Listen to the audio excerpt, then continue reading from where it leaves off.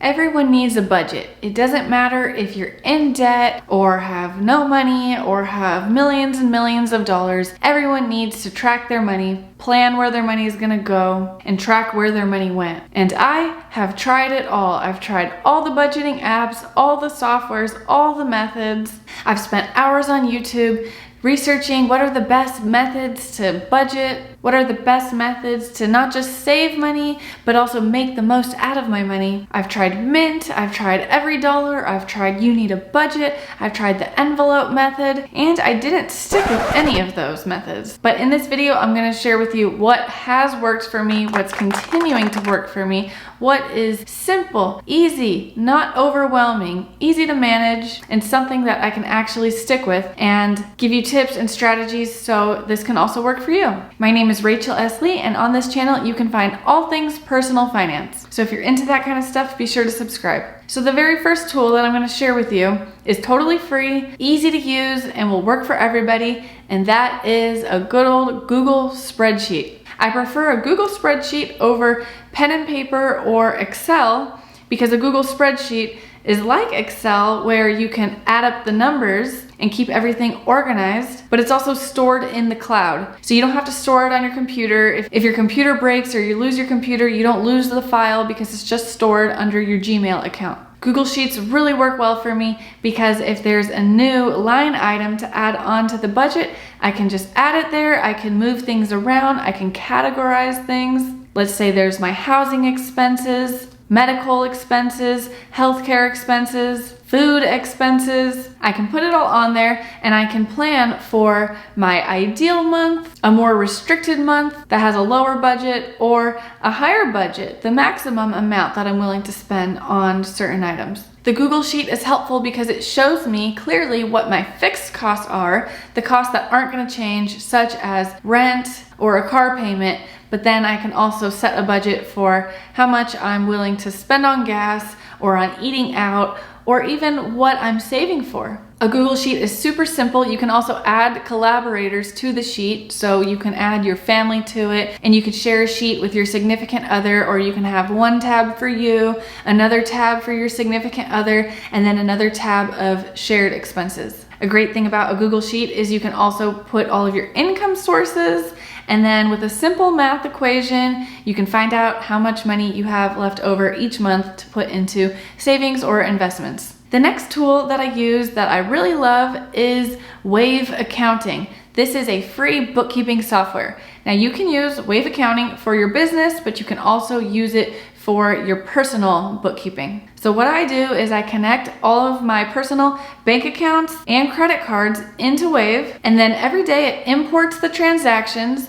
and then I can categorize them. Wave can learn what your categories are to make things really fast and automated, but you can also set up new categories. So I added a category for massages and a category for skincare. And then what's super cool is you can look at a graph and see where your money is going. You can look at the pie chart and get a visual representation of where your money is going. This is also really important for me in case I accidentally put some business expenses on my personal cards. If I charge something to my credit card that's actually a business write-off, I need to make sure to reimburse myself. So I like to track this in Wave to remind myself to get things up in my actual bookkeeping software that I use for my business, which is QuickBooks. But if you also have a small business or a side hustle, Wave is a really great free option. Wave can also give you a bird's eye view of your net worth, which you can also just add up on the Google Sheet, but you can also do this in Wave and manually put how much money you have, let's say in your crypto accounts or your stock accounts, your 401k. Last year in 2021, because I categorized my accounts, I saw how much I spent on shopping, and I was actually really shocked and kind of disappointed in myself. So it motivated me to spend way less on shopping and eating out in 2022. With Google Sheets and Wave, you can also open it up on your phone with the phone app. This does not take that much time to set up, and it does not take that much time at all to update it once a month, once a week, or even daily. Having all of the transactions go into Wave makes it so I don't miss any transactions that I didn't mean to make, such as recurring charges. let's say you have a subscription to something, an annual subscription, and you forgot to cancel it, you might not see it in your credit card statement if you don't check your credit card statement that often. And if you don't log into all your different accounts, you can check in Wave and see, oops, I got charged something I meant to cancel. So then you can go cancel it, hopefully get a refund and save money that way. If you do see that you were charged something that you weren't supposed to be charged or you meant to cancel, you can contact that company and ask them to cancel it.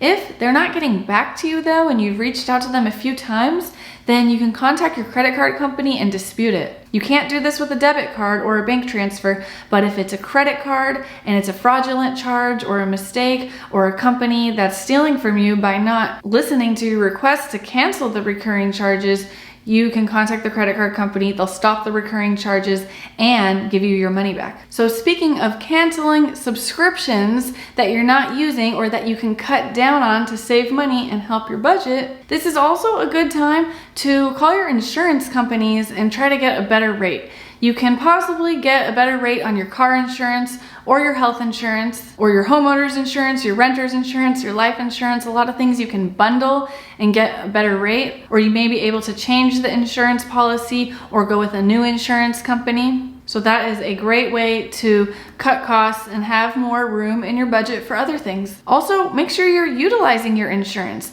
If you're in therapy, be sure to get your therapy through your insurance. If you're spending money on expensive skincare treatments, a lot of these medications you can get through your insurance. You may also be able to refinance your loans or your debt. Call up your lenders and see if they can work with you to give you a lower rate. All it takes is a phone call. If you have a credit card that's charging you an annual fee, instead of canceling that credit card and canceling that annual fee, that can negatively affect your credit. So what you want to do instead is ask the credit card company to downgrade your card. This way, you can keep that line of credit open without having to pay an annual fee. Going back to the subscriptions that you're getting charged monthly or yearly, is there something that you can share with a friend or a family member or a colleague? If you don't use the software or subscription that often, it may be worth sharing. You pay for one subscription, your friend pays for another, and you guys share them. My next tip is to just stop spending money. Try to do a no spend month or a no spend year. This is where you don't buy anything new unless you really need it. This goes for food, it goes for clothes, it goes for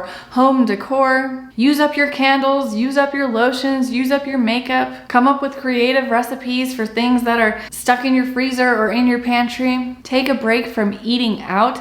This is one of the biggest budget suckers, is food. Expensive food from the grocery stores or eating out. This is usually the #1 place where people can cut costs. My next tip is to find money. Are you using all the benefits from your credit card? A lot of credit cards give you statement credits, such as credit to use on Uber every month or the gym or on travel, but you have to manually go in and make sure that you apply those statement credits to your credit card statement. If you have extra points waiting to be spent, instead of spending them, maybe just also turn those into a statement credit or into cash back. Oftentimes, the points will be worth more if you use them on gift cards or travel, but a lot of times they're not worth more. And having those points will encourage you to spend more. So if you're really trying to save money and spend less, you might as well just turn those points into cash back. Where else can you find money around your house? What can you sell on OfferUp or Facebook Marketplace? Do you have an old cell phone that you're never going to use again, or an old laptop, some type of electronics, or maybe some furniture? Some people like to sell their clothes online. I personally don't like to sell little items of clothes. I think it just takes too much time for not that much of a reward. But what you could do is bundle items together. Maybe you have 20 items of clothing that you don't use anymore and you sell them as one bundle on OfferUp and get the extra cash, plus have more space in your house. You can also donate items and then get a receipt and write that off on your tax return. This way you'll save money on your taxes. Do you have a bunch of coins laying around? Do you have a cup of coins? Coins over here, coins over there. What you could do is combine all the coins, go to the Coinstar machine at the grocery store, and instead of turning it into cash, which will take a big fee, get it into a gift card. You can get a restaurant gift card and then go out to eat and use that as your date night money for the month. I also recommend to set up auto pay for all of your bills.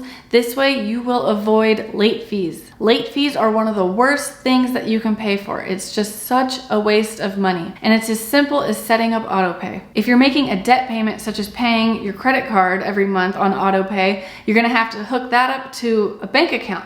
But if you're paying for other bills on autopay, such as your gas and electric, you can set that up on your credit card and earn extra credit card rewards from doing that. I would also recommend to dollar cost average into your investments. This means setting up autopay for investments, setting up autopay to put money into your retirement account every month, and setting up autopay to put money into individual stock accounts or crypto accounts every month. You can also set up the autopay to transfer the money every single week. This way, you don't have to think about investing and think about saving. It's just part of your budget. It's just a line item on your budget. Budgets only work if you work the budget. You need to be the one to set up the spreadsheet. You need to be the one going into Wave and making sure that things are being categorized. You need to be looking at the data and making the decisions based on the data. A very horrible mistake that women or men can make is saying, oh,